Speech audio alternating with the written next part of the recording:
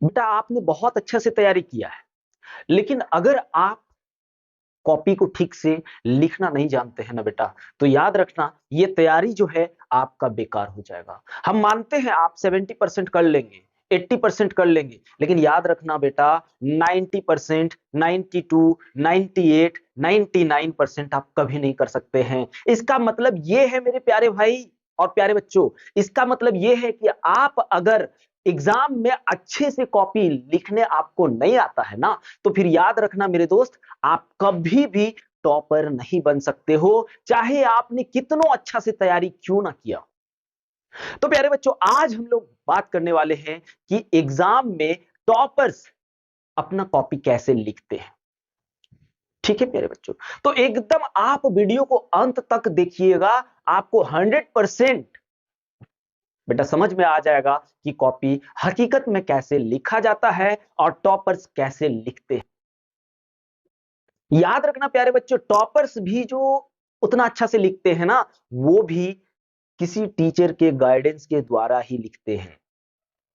तो प्यारे बच्चों घबराना नहीं है, चलिए शुरू करते हैं कि कॉपी कैसे लिखा जाना चाहिए, वाकई में कैसे खूबसूरत कॉपी लिखा जाना चाहिए।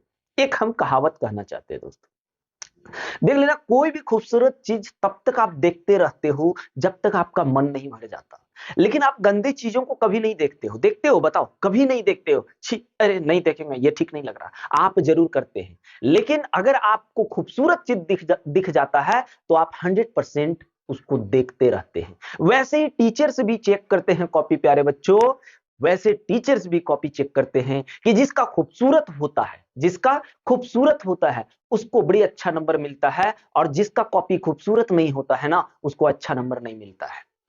तो चलिए कुछ टिप्स है, जो उन टिप्स को अपन बताने वाले हैं। एकदम ध्यान से आप अपना नोटबुक लेके बैठ जाइए और जितने सारे चीजों को अपन बता रहे हैं वो चीज जरूर कीजिए। और यहाँ पे बताएंगे कि कैसे आपको लिखना है। ऐसी बात नहीं है कि छोड़ देंगे भाई, ऐसा नहीं कि बोर्ड में कुछ नहीं बताएंगे सर, बताएंगे भैया। तो सबसे पहली बात आपको ध्यान रखना है, पहली बात मेरे बच्चे आपको ध्यान रखना है, टेंशन। क्या? टेंशन दूर रखना है,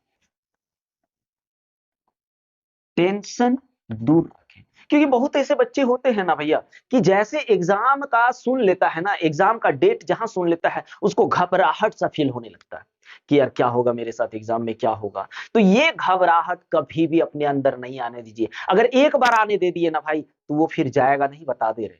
इसलिए टेंशन से एकदम इतना टेंशन को दूर भगा दो कि वो टेंशन आए नहीं। जब भी टेंशन आना चाहिए, आप एकदम स्मार्ट तरीके से सोचो कि अरे अपन तो 100 में 100 तैयारी किए हैं, तो फिर टेंशन लेने की क्या बात है ना। ये चीज टेंशन। और दूसरी बात भैया, हैंड राइटिंग बहुत मायने रखता है। लोग कहते हैं ना कि हैंड राइटिंग मायने नहीं रखता है, हैंड राइटिंग मायने रखता है। इसलिए हैंड राइटिंग अच्छा होना चाहिए, एकदम होना चाहिए, तब ना आंसर खूबसूरत दिखेगा दोस्त, है ना, तब ना आंसर खूबसूरत दिखेगा। अब दूसरा चीज भाई, जब भी आप क्वेश्चन का आंसर करेंगे, यानी क्वेश्चन जो होगा, प्रश्न जो होगा, प्रश्न क्रम में होना चाहिए। हाँ, क्रम में ऐसे अच्छा से लिखते हैं, प्रश्न का उत्तर क्रम में लिखें। बहुत प्यारे बच्चों को यह समझ में नहीं आया होगा कि सर क्रम में कैसे लिखते हैं। आ जाओ यहां पे, सबसे पहले मान लीजिए ये मेरा कॉपी है। क्या है? ये मेरा कॉपी है। तो कॉपी में सबसे पहले आपको हाशिया दिखेगा इस तरह से, हाशिया। ये मान लो आपका क्या है? हाशिया है। क्या है भाई? हाशिया है। और जल्दी से करने की कोशिश करेंगे, ये हाशिया। इसमें तो आपको कुछ लिखना ही नहीं है, सबसे पहली बात, इसमें आपको कुछ लिखना ही नहीं। अब बोल सर क्रम में कैसे लिखें? तो मान लीजिए बहुत ऐसे बच्चे क्या करते हैं कि क्वेश्चन पढ़ा, क्वेश्चन पढ़ने के बाद उसको एक नंबर समझ में नहीं आया, उसको दो भी नहीं आया, तीन समझ में आया, तो उसने तीन से शुरू कर दिया। ये गलती नहीं करना, तीन से शुरू यहां पे नहीं करना। आप पहले एक चीज सोच लीजिए, आपको क्या सोच लेना है कि भाई 1 नंबर तो चलो इतना बड़ा बनेगा, आपको तो भाई 1 साल से पढ़ रहे तो जरूर भले याद नहीं होगा, लेकिन उसका आंसर तो पता है कि इतना बड़ा होता है। तो आप उतना जगह छोड़ दीजिए, मान लीजिए 1 नंबर का आंसर मेरा इतना में हो जाएगा, तो ये जगह अभी फिलहाल छोड़ दीजिए, सीक्वेंस में ही लिखना है भाई।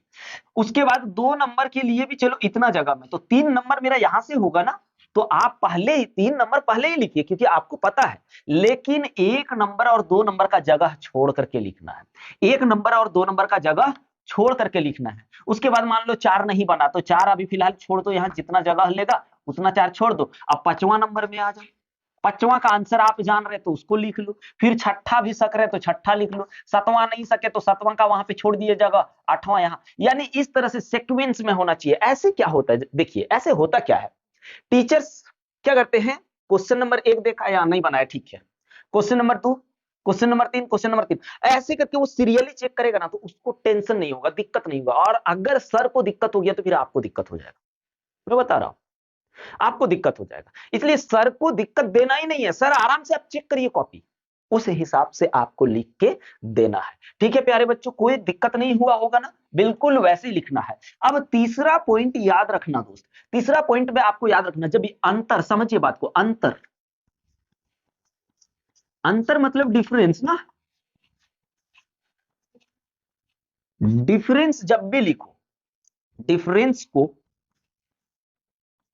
हमेशा कॉलम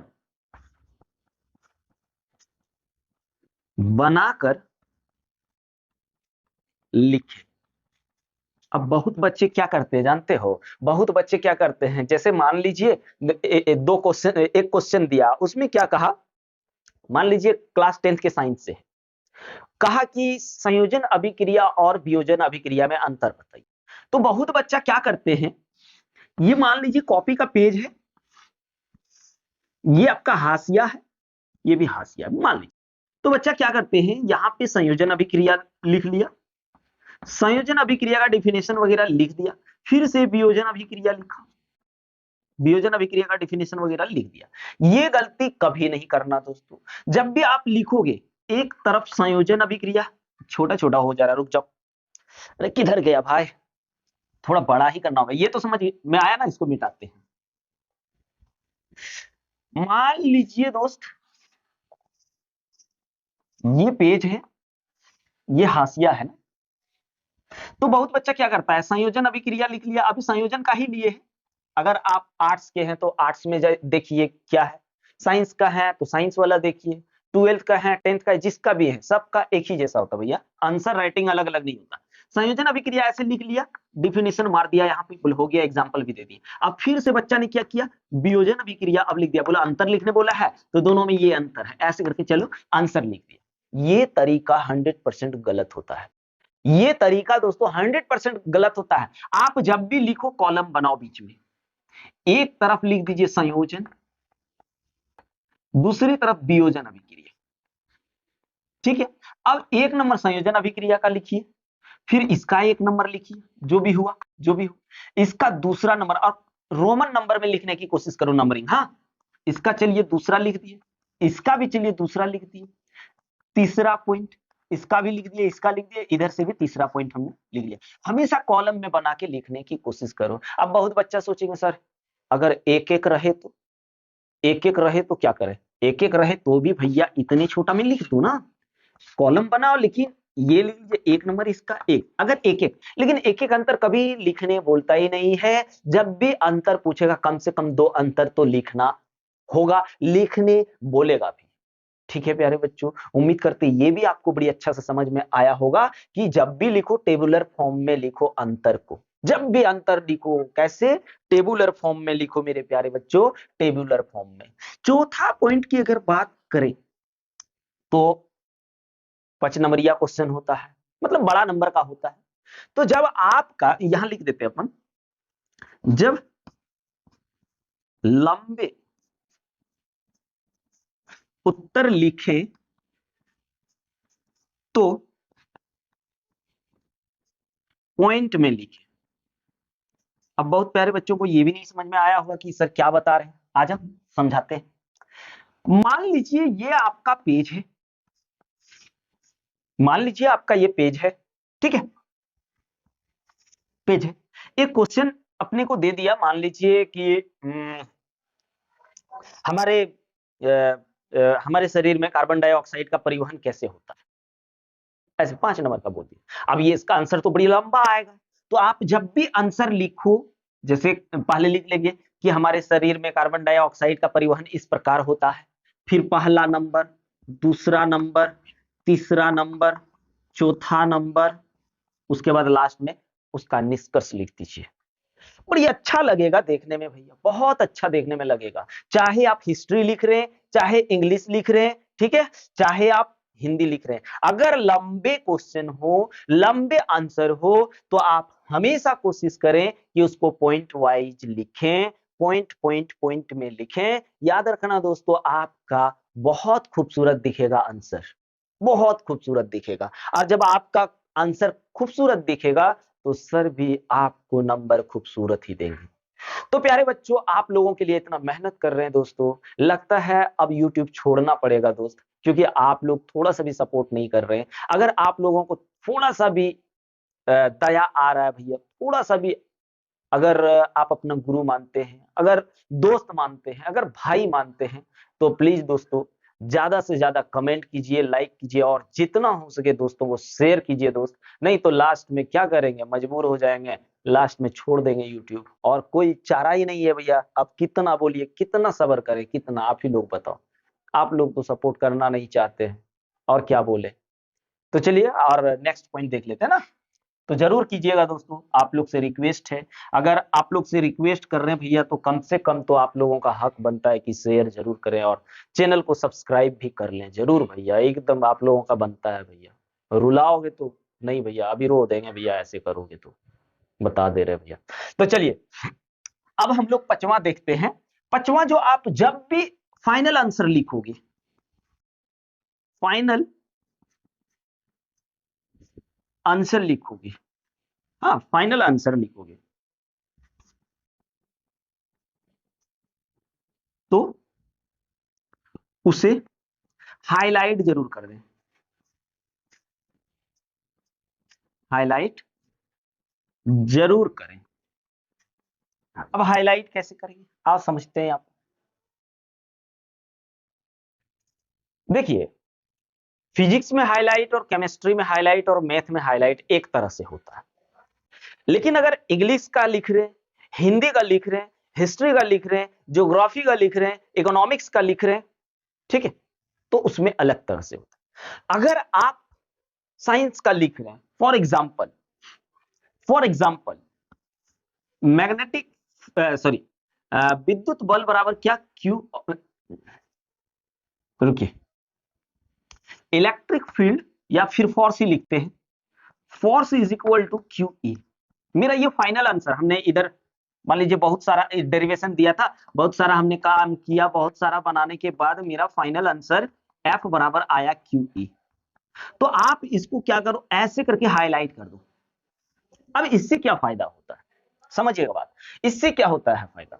सर अगर इधर मान लीजिए, सर धीरे धीरे जाएंगे और एग्जैक्ट, हाँ आंसर सही है भैया, बच्चे ने एकदम कमाल कर दिया है, एकदम देखिए आंसर साफ साफ दिखना चाहिए, और हाईलाइट कर देंगे तो आंसर एकदम सर को सटाक से दिख जाएगा, इधर उधर मन नहीं दौड़ेगा, फट से वहां दौड़ जाएगा, हाँ भाई आंसर तो सही है। चलो नंबर दे दो इसको, 5 नंबर दे दो इसको, 7 नंबर, जितना भी है आप जिस भी बोर्ड से हैं उस हिसाब से आपको मिल जाएगा। लेकिन अगर हिस्ट्री मान लो लिखने बोल दिया, 1857 की क्रांति, या फिर असहयोग आंदोलन, जो भी आपको बोला, आपने लिखना शुरू किया, लिखते लिखते लिखते लिखते कहीं पे आपको ऐसा लगा कि ये शब्द जो है ना बड़ा मस्त शब्द है, ये लाइन बहुत अच्छा लग रहा है, तो आप उसको मान लीजिए बहुत सारा लाइन लिख रहे थे, एक लाइन हमको बड़ी अच्छा लगा, बड़ी अच्छा, तो हम क्या करेंगे, वहां पे अंडरलाइन जरूर कर देंगे।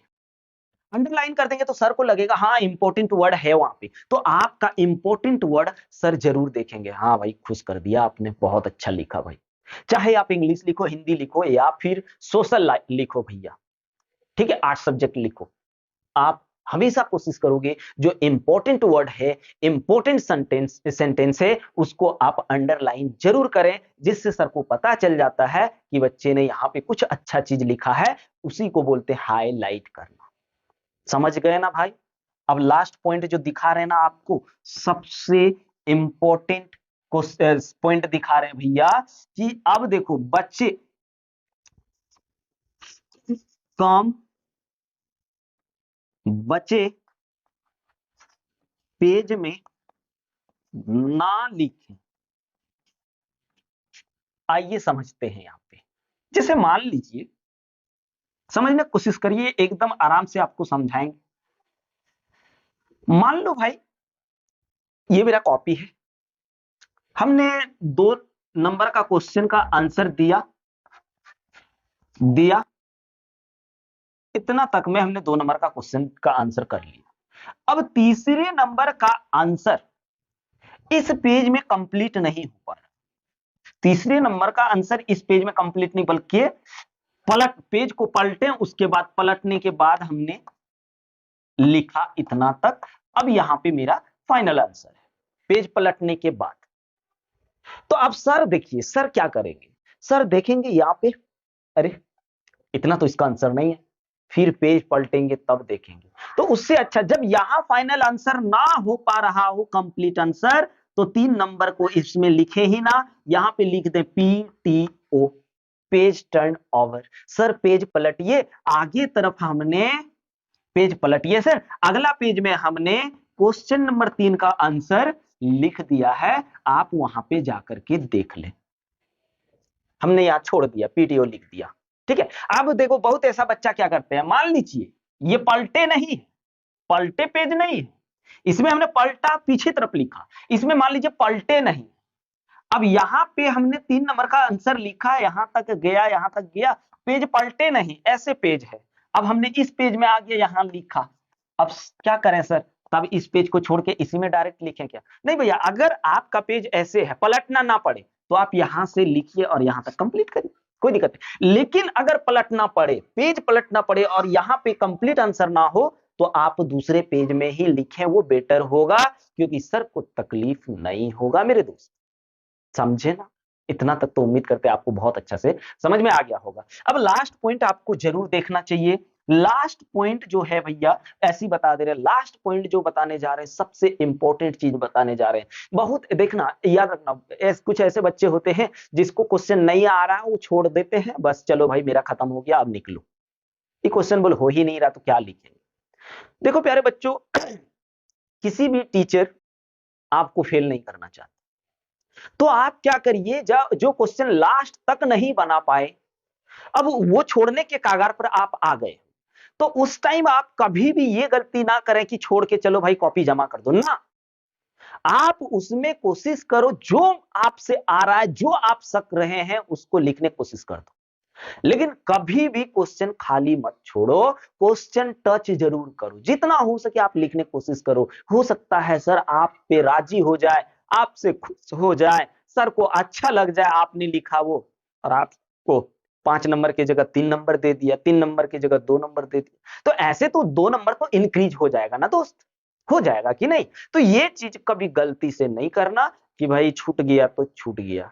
उम्मीद करते हैं आप लोगों को बड़ा अच्छे से समझ में आया होगा, और एग्जाम में ऐसे ही कॉपी लिखेंगे और इस बार 99% ला के दिखाएंगे। जय हिंद दोस्तों।